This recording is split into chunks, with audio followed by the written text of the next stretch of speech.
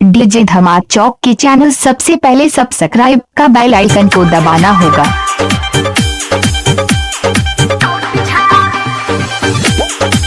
DJ Akhilesh Raj, DJ Akhilesh राज,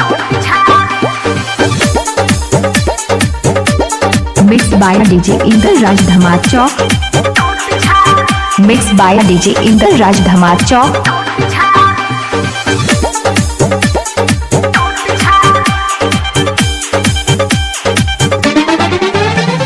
झारे आइले बानी नोट झारे, नोट झारे आइले बानी नोट झारे। कमर हिला के मिला के ढोढ़ी दिखा के बीचे स्टेज पर बिहल होके या कुंवारे आवा ना मजा मारे। आइले बानी नोट झारे, नोट झारे आइले बानी नोट झारे, नोट झारे आइले बानी नोट झारे। जब को पे खाली ये जाने हुए बंगाली जलावा देखा के हलावा बिगड़ बेकार लइका सोजामा फारे। आइले बाटे नोट झारे, नोट झारे आइले बाटे नोट झारे, नोट झारे आइले बाटे नोट झारे।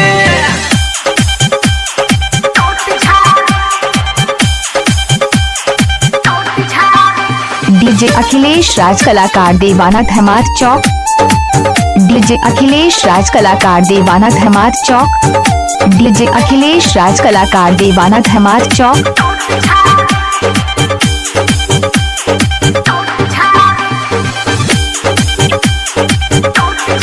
मिक्स बाय डीजे अखिलेश राज।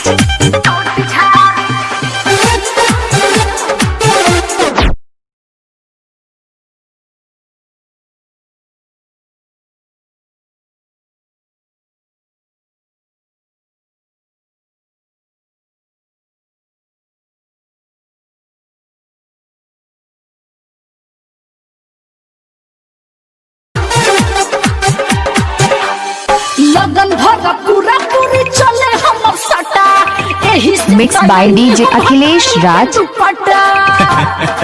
भर सकलो कता फटक से लहू पता दुनु बमा गोला लागता सनक जाई आज पूरा टोला।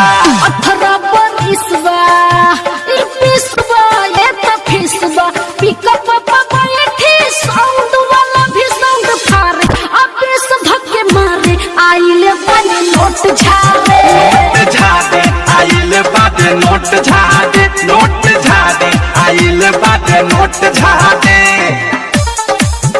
क्या नाम है आपका? डीजे अखिलेश राज दीवाना।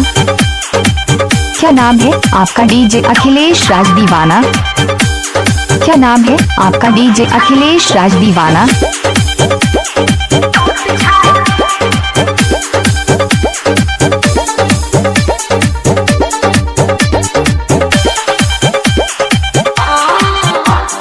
बेगवा में हमारे लम्हार के रुपया बैठल बाड़े आगे होके दूल्हा के भैया। कंगाल बनैबे काजे दूल्हा के भैया केतना झेले बुतची खई बुतु पिजा पूछता दे देखा होते दूल्हा के जीजा। सबर धरावा ले आवा भेंट करावा सच बात कही नचबो न करब उधारे ईमान नगदी बारे। आइले बनी नोट झारे, नोट झारे आइले बाटे नोट झारे, नोट झारे आइले बाटे नोट झारे। Mix by DJ Inder Raj Dhamal Chowk, mix by DJ Inder Raj Dhamal Chowk, mix by DJ Inder Raj Dhamal Chowk.